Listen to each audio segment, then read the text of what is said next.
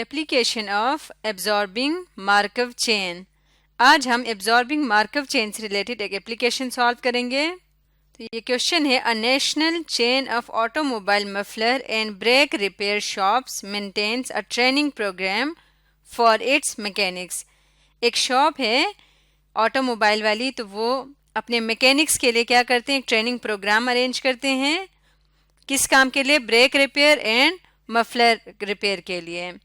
All new mechanics begin training in muffler repairs. जितने भी नए मैकेनिक्स आते हैं तो सबसे पहले वो मफलर रिपेयर के काम को सीखते हैं।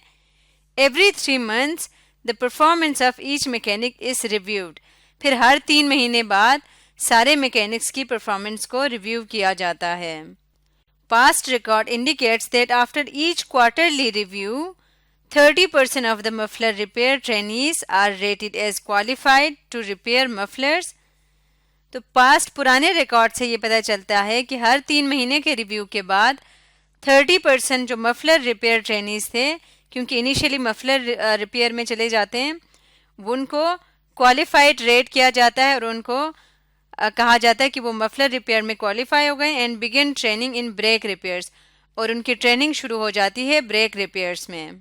20% are terminated for unsatisfactory performance, जबकि उसमें से 20% को निकाल दिया जाता है क्योंकि उनकी परफॉर्मेंस सेटिस्फैक्ट्री नहीं होती है। And the remainder continue as muffler repair trainee, और जो बाकी रह जाते हैं वो मफलर रिपेयर ट्रेनी के तौर पे ही रहते हैं, वो नेक्स्ट लेवल पे नहीं जाते। Also 30% of the brake repair trainees are rated as fully qualified mechanics. 30% brake repair trainees जो हैं उनको फुली क्वालिफाइड मैकेनिक्स का स्टेटस दिया जाता है। रिक्वायरिंग नो फर्दर ट्रेनिंग, तो उनको मजीद कोई ट्रेनिंग की ज़रूरत नहीं होती। 10% are terminated for unsatisfactory performance.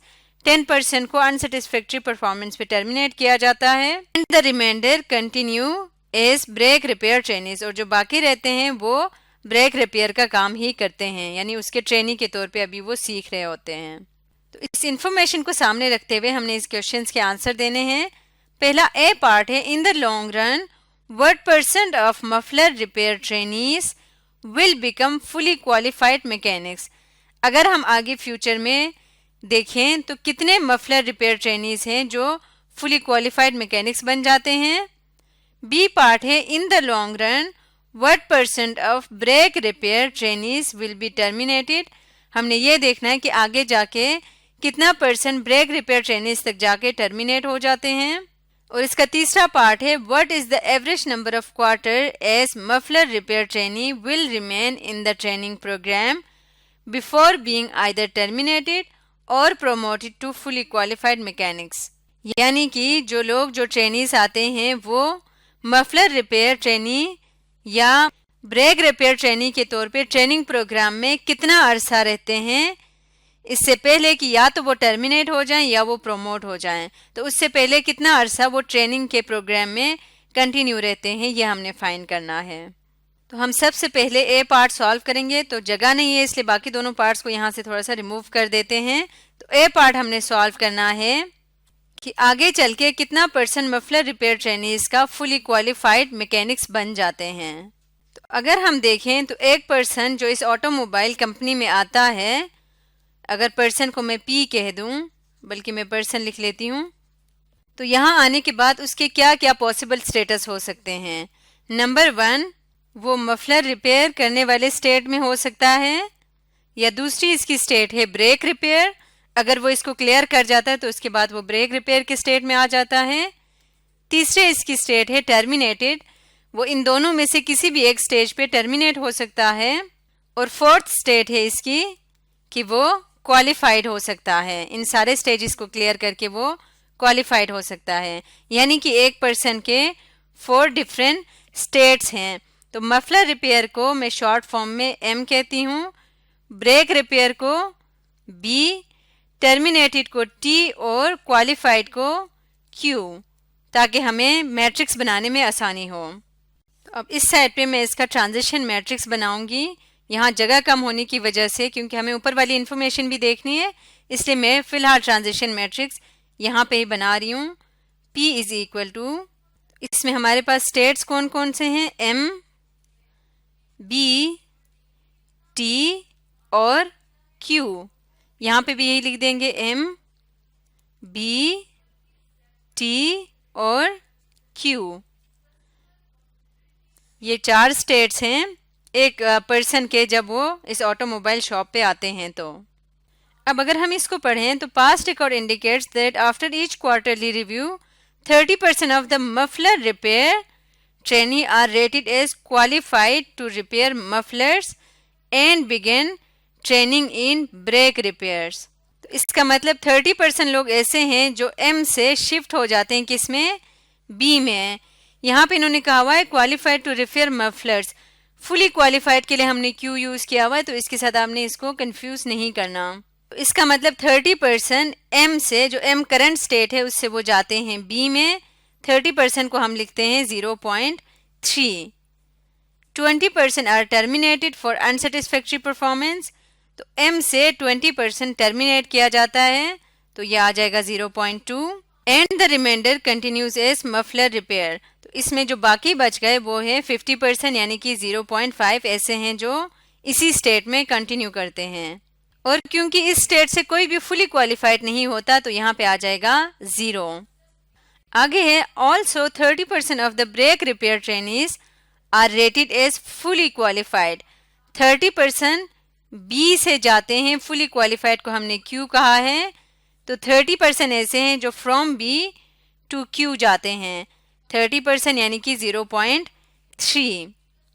10% are terminated for unsatisfactory performance, तो इस स्टेज से बी से 10% जो है वो टर्मिनेट होते हैं। टर्मिनेट के लिए हमने टी का वर्ड यूज किया हुआ है, तो ये आ जाएगा 0.1। और and the remainder continues as brake repair trainees, और बाकी इसी स्टेट में कंटिन्यू करते हैं, तो पीछे कितना रह जाएगा, 60%, जो कि है 0.6। अब ब्रेक रिपेयर से मफलर में वापस नहीं जा सकते, क्योंकि मफलर रिपेयर कंप्लीट करेगा तो ही ब्रेक रिपेयर में आएंगे, तो इसलिए यहाँ पे हमने 0 लिख दिया। नेक्स्ट स्टेट है टर्मिनेट। टर्मिनेट होने के बाद आप वापस मफलर रिपेयर में नहीं आ सकते, ना ही आप ब्रेक रिपेयर में जा सकते हैं, ना ही आप क्वालिफाइड हो सकते हैं। जब आप टर्मिनेट हो जाते हैं फिर आपका बाकी कोई भी स्टेट अलॉट नहीं हो सकता, इसलिए टर्मिनेट टू टर्मिनेट प्रोबेबिलिटी आएगी 1 और बाकी सारे होगा 0।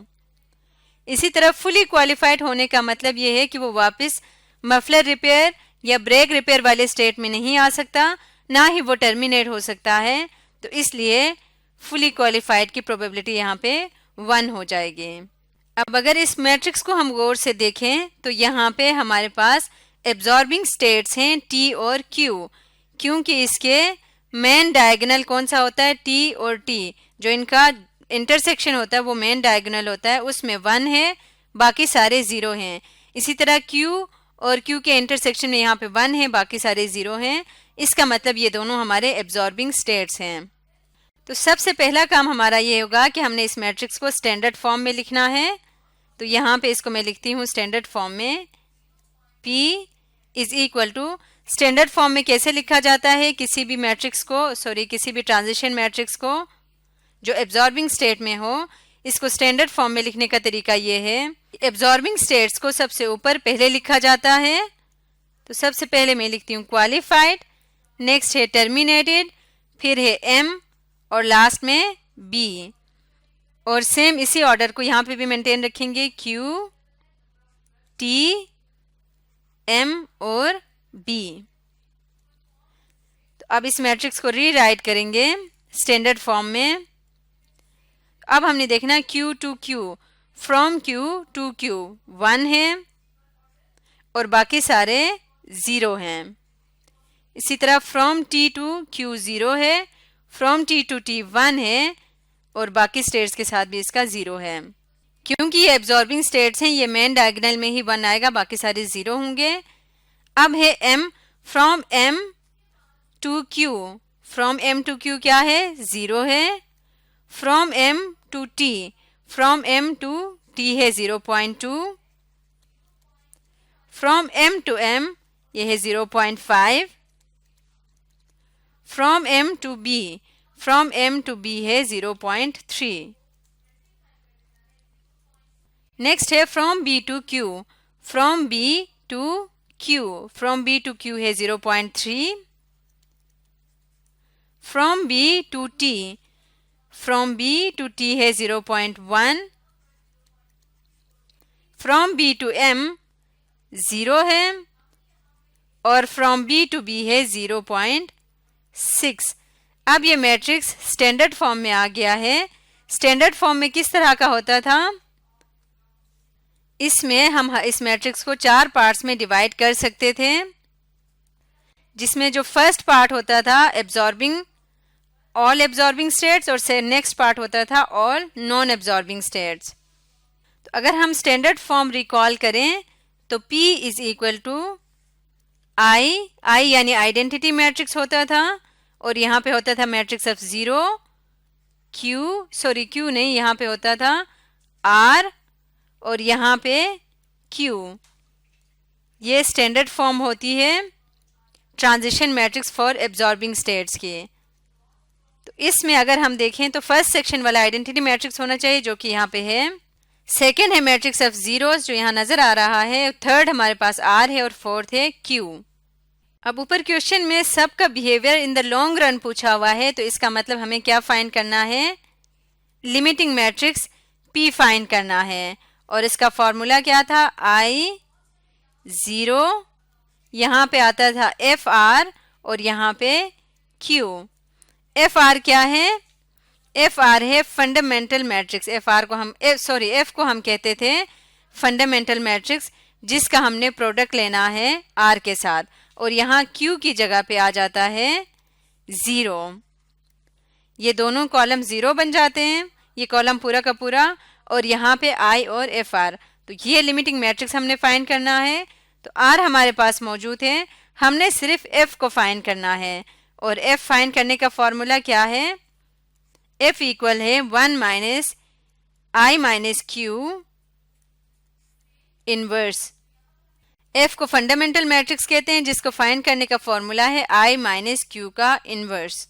तो हम यहाँ पे फाइंड करते हैं F is equal to I क्या होगा? जितना Q का ऑर्डर होगा उतने ऑर्डर का आइडेंटिटी मैट्रिक्स। Q हमारे पास ये वाला सारा पार्ट है, और इसको देखें तो इसका ऑर्डर है 2/2, तो I का ऑर्डर भी होगा 2/2। तो यहाँ पे I माइनस Q करना है। Q मैट्रिक्स है 0.5, 0.3, 0 और 0.6। इन दोनों मैट्रिसेस को माइनस करने के बाद इसका इन्वर्स लेना है, तो हमारे पास आ जाएगा फंडामेंटल मैट्रिक्स।